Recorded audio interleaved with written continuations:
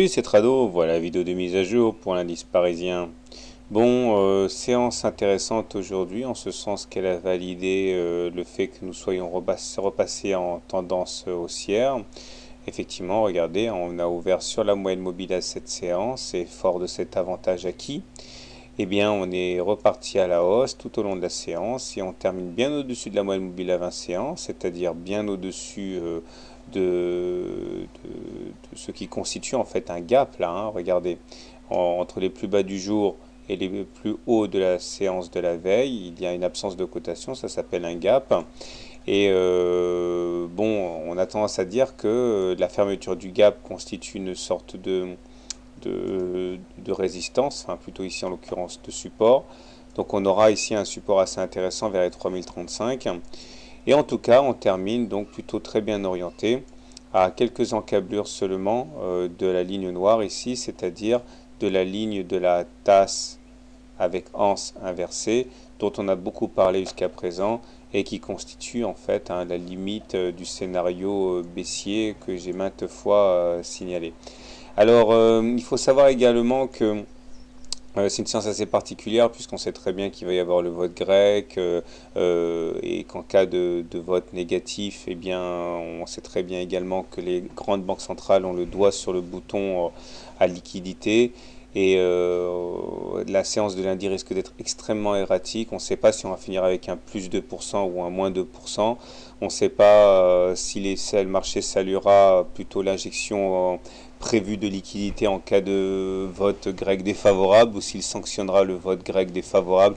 Donc franchement, il est intéressant d'avoir cette idée de gap en tête parce que si il y a une attaque baissière, on risque bien d'assister à un comblement de ce gap.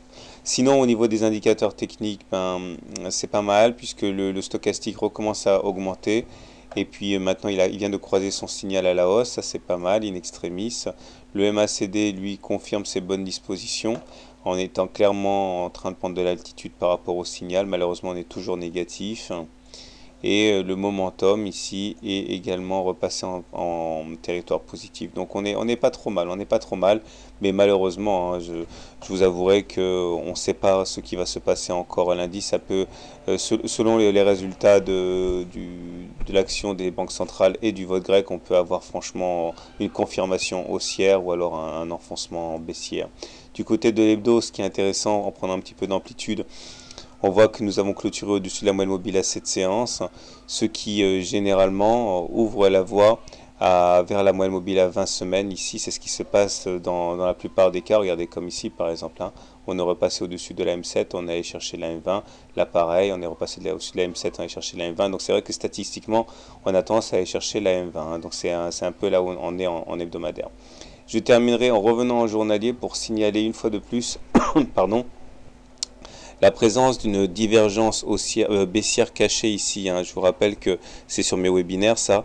On a fait des plus hauts sur le momentum, donc on mouline, on est très très fort. Par contre, sur l'indicateur technique, on n'a pas réussi à faire de plus haut, c'est-à-dire que les cours n'arrivent pas à suivre le rythme imposé par le momentum. Donc il y a une divergence haussière cachée et ça, statistiquement, ça se traduit par une grosse attaque baissière.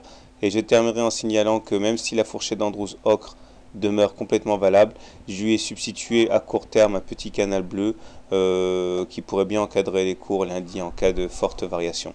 Voilà, je vous souhaite une bonne soirée, de bons trades et à demain donc.